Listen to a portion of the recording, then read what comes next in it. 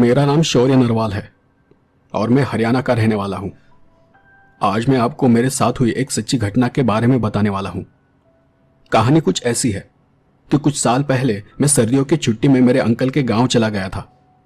मेरी छुट्टियां अच्छी जा रही थी।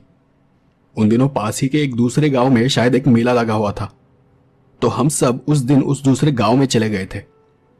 उस गांव में मेरे चाचा के दोस्त थे। उन्होंने हमें खाने पर बुलाया था। वैसे तो वो दूसरा गांव चाचा के गांव से ज्यादा दूर नहीं था, बस कुछ 4 या 5 किलोमीटर की दूरी पर था। मुझे वहां बहुत मजा आ रहा था। तो उस दिन हमें उस दूसरे गांव से निकलते निकलते बहुत रात हो गई थी। तब मेरे साथ मेरे अंकल और उनका एक छोटा बेटा था। हम जब चलते चलते थोड़े आगे निकल आए तो रास्ते में ही मेरे अंकल के एक दोस्त मिल गए।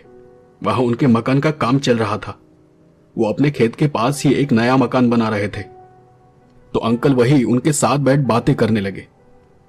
चाचा का लड़का और मैं हम वही एक खेत के किनारे बैठकर वो सब देख रहे थे। मेरे चाचा का जो बेटा था वो मुझसे छोटा था, पर बहुत मस्ती किया करता था और अब मुझे नींद आने लगी थी। तो मैंने चाचा के लड़के से कहा कि मुझे बहुत नींद आ रही है, चलो घर चलते हैं। पर उनका गांव अब भी उस जगह से करीबन 15 से 20 मिनट की दूरी पर था। तो चाचा के लड़के ने मुझसे कहा, क्या तुम्हें पता नहीं, रात हमारे गांव में कोई बाहर नहीं घूमता?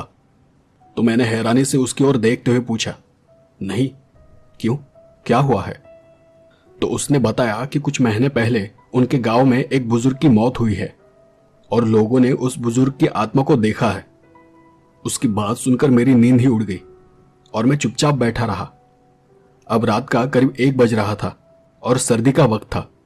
तो चाचा ने मेरे पास आते हुए कहा, मैं और कुछ देर यहां रुकने वाला हूं और रात काफी हो चुकी है, तो अब तुम दोनों घर जाओ।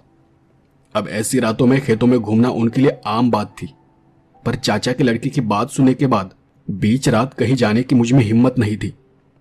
उनके लड़के की बात सुनकर मैं पहले से ही डरा हुआ था। तभी उनका लड़का मेरी तरफ देखकर हंसने लगा। तो चाचा ने मुझसे पूछा कि क्या हुआ? तो मैंने उन्हें उस बुजुर्ग आदमी के भूत के बारे में बताया।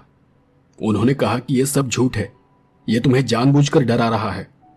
तो फिर मुझे उस पर बहुत गुस्सा आया और गुस्से में मैंने कहा, मैं अकेला ही घर जाता हूं। और मैंने वहीं पड़ी एक टॉर्च उठाई और आधी रात चादर लपेटकर गांव की ओर निकल गया। तब चाचा ने मुझे बताया कि यहां से उनके गांव का रास्ता बिल्कुल सीधा है, जो कि 2 खेतों के बीच से होकर निकलता है, और मैं अगर इस रास्ते से जाऊंगा तो और जल्दी गांव पहुंच जाऊंगा।